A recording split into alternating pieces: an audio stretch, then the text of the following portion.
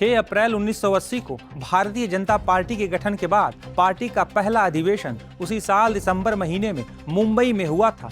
इसी अधिवेशन में बीजेपी के पहले अध्यक्ष अटल बिहारी वाजपेयी ने कार्यकर्ताओं को संबोधित करते हुए कई बातें कही थी। उसी दौरान उन्होंने कहा था कि अंधेरा छटेगा, सूरज निकलेगा, कमल खिलेगा। अटल बिहारी वाजपेयी का ये भाषण बीजेपी नेताओं और कार्यकर्ताओं को प्रेरित करता रहा है। केंद्र के साथ साथ देश के कई राज्यों में बीजेपी की सरकार पहले भी थी और अब भी है। बीजेपी देश ही नहीं, दुनिया की सबसे बड़ी पार्टी होने का दावा करती है। हालांकि 4 मई 2026 के पहले तक बीजेपी बंगाल में कमल खिला नहीं पाई थी, लेकिन इस बार जैसे ही नतीजे आने शुरू हुए, बंगाल में हर तरफ कमल ही कमल नजर आने लगा। बीजेपी नेता कहने लगे, बंगाल में अंधेरा छट गया, सूरज निकल गया और आजादी के बाद पहली बार बंगाल विधानसभा चुनाव में कमल खिल गया।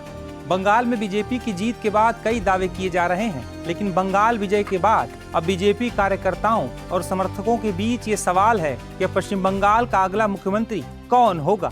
बीजेपी कार्यकर्ताओं और समर्थकों के बीच ही नहीं, बल्कि आम लोगों के बीच भी बंगाल के अगले मुख्यमंत्री के नाम को लेकर अलग अलग दावे हो रहे हैं। वैसे तो पिछले 1 दशक में बीजेपी ने कई राज्यों में जीत के बाद मुख्यमंत्री के नाम का ऐलान कर चौंकाया है, लेकिन कई राज्यों में बीजेपी ने उन्हीं चेहरों को मुख्यमंत्री बनाया है जिसकी चर्चा पहले से रही है। वहीं बंगाल विधानसभा चुनाव में सबसे ज्यादा चर्चा में शुवेंदु अधिकारी रहे हैं। शुवेंदु अधिकारी नंदीग्राम और भवानीपुर दोनों सीटों से चुनाव जीत चुके हैं। उन्होंने भवानीपुर से ममता बनर्जी को करीब 15,000 वोटों से मात दिया है।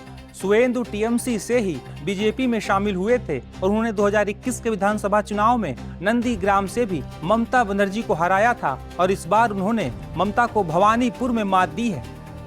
इस वजह से शुवेंदु सीएम रेस में सबसे आगे हैं। पश्चिम बंगाल में मुख्यमंत्री पद की दौड़ में बीजेपी के वरिष्ठ नेता शामिक भट्टाचार्य के नाम की भी चर्चा है।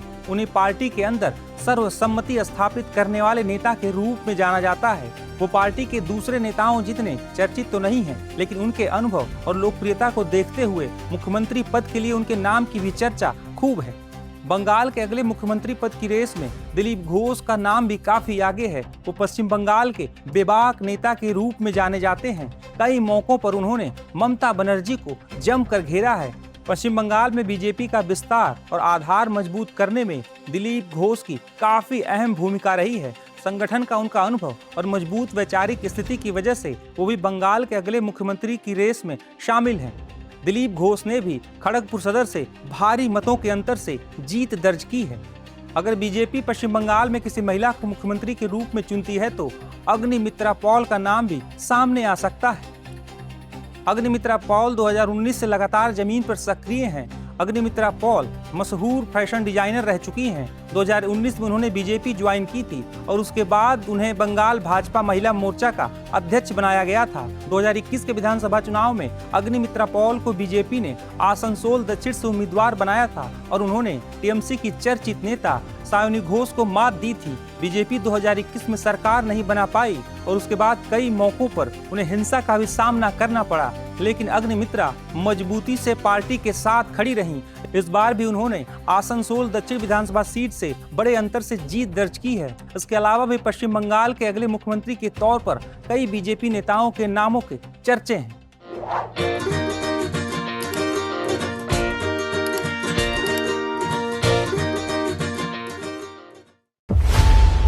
खबरों की रणभूमि में यहाँ शोर नहीं, सोच लड़ती है। जहां शब्द नहीं, फैक्ट्स वार करते हैं और हर सवाल खोलता है सच की नई परत।